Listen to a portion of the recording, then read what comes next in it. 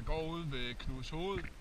Jeg er lige kommet herud, og der er sæler overalt. Jeg tror, jeg har talt 10 eller sådan noget. Man kan se, at den ene den ligger lige derude foran mig og holder øje. Og så har man en derude også. Og der ligger en ude på stenen, og der er lige svømmet en derfra.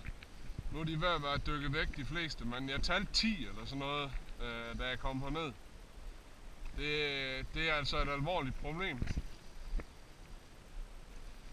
Jeg kunne ikke forestille mig, at der var nogen fisk at komme efter herude i dag. Ja, nu er der 3 op derude foran 4. De ligger bare derude og venter.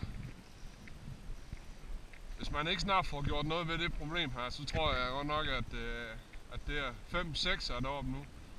At det at være kystfisker her ved de danske kyster, det er vist en forbigående ting.